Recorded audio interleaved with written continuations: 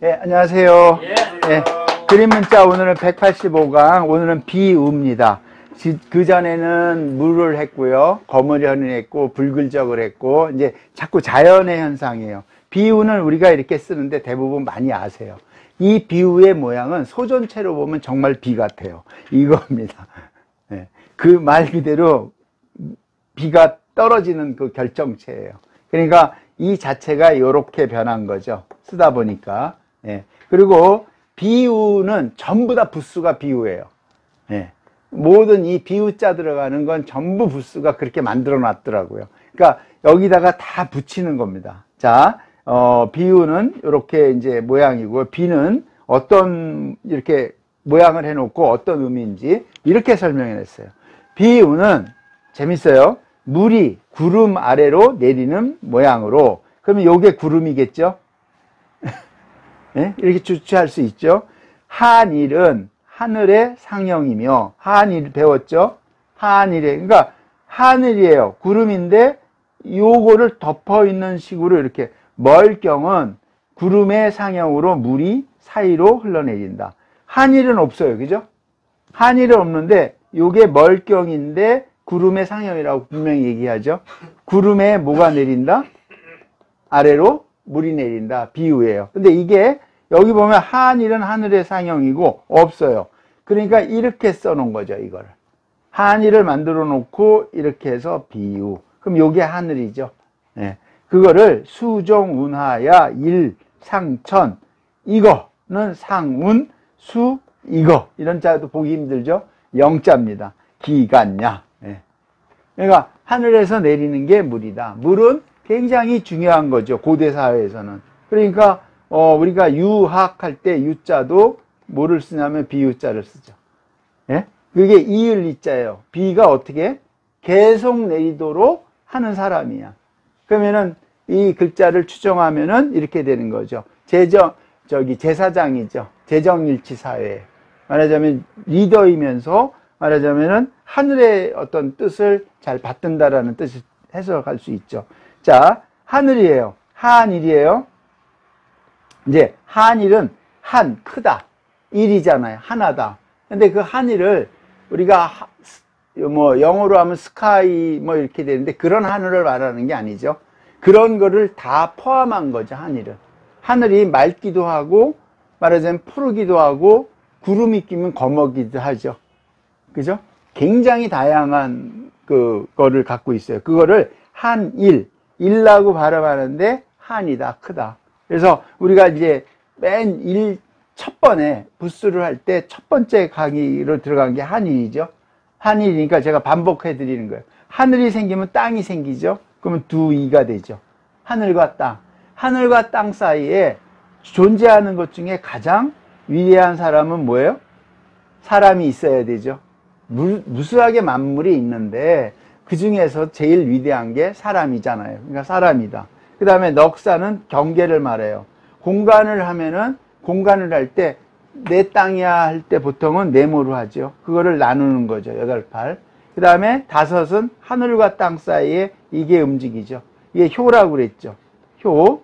네, 나중에 상수학 앞에 보고 다시 유튜브를 보시면 됩니다. 하늘과 땅에 이걸 제가 이걸 효라고 그랬죠. 효인데 효는 뭐냐? 하늘과 땅 사이니까 하늘은 날이고 땅은 1월 이렇게 대입이 가능하다. 천지니까. 그 다음에 효는 다섯 오니까 5개가 움직인다. 그게 뭐냐면 목화 토금수다. 네?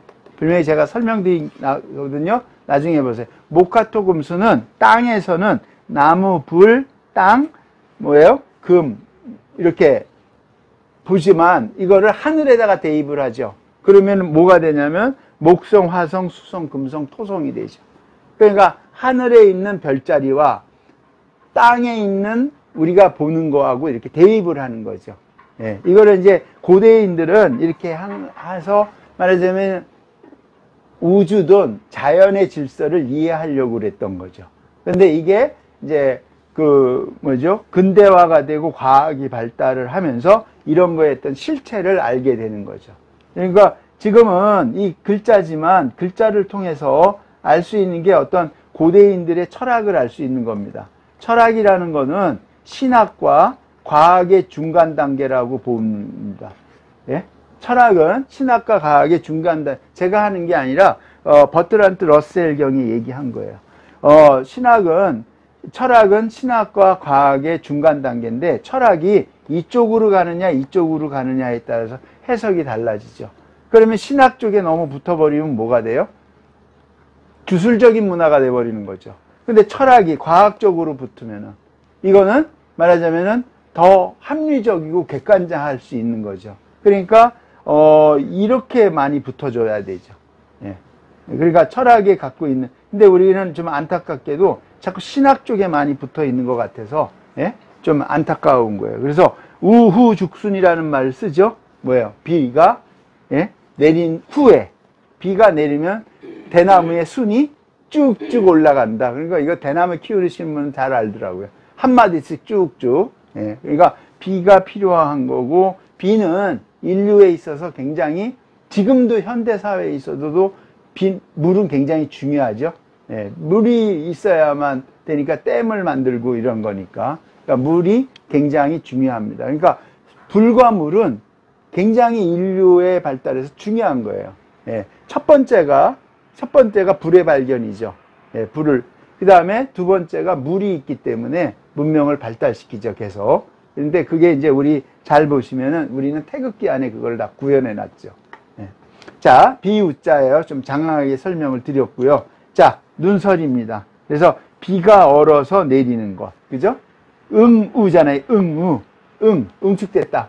얼었다. 그러니까 이거를 이렇게 표현한 거예요. 그죠? 눈설. 그래서 설물자야.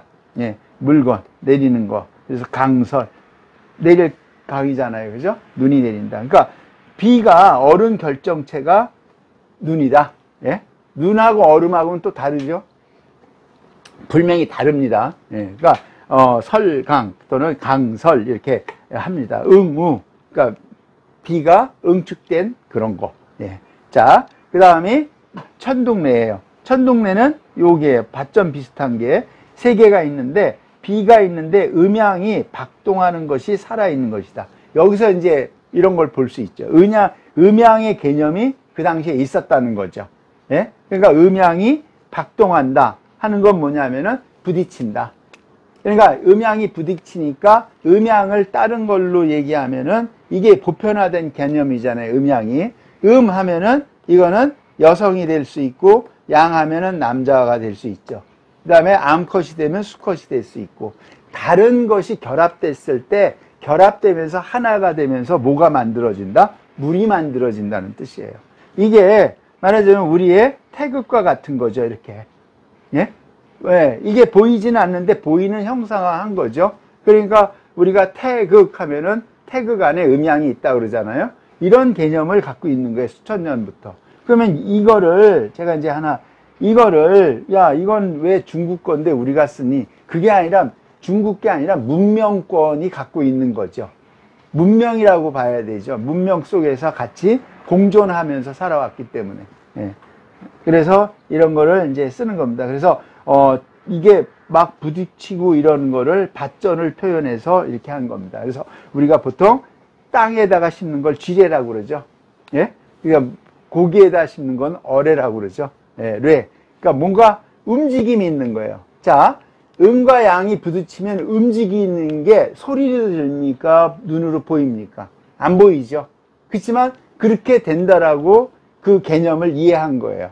음양이 부딪히면 뭔가 그런 거를 있다라고 의식 속에서 한 거고, 그러다 보니까 뭐가 된다? 만물이 만들어진다. 이렇게 된 거예요. 그러니까 이제 음양이 우리가 흔히 많이 하는 음양이 사상을 낳고 사상이 팔계를 낳고 뭐 이렇게 나가는 겁니다. 네. 이게 말하자면 동북아 문명이 갖고 있는 어떤 문명에 대한 어떤 가치관을 해설하는 겁니다. 자, 여기까지 해서 오늘도 동몽 한자 배워서 경몽, 오늘 좀 어려운 내용이지만 제가 말씀드린 거를 잘 생각하셔갖고 공부를 더 하시면 될 것 같습니다. 여기서 오늘 강의 마치겠습니다. 감사합니다.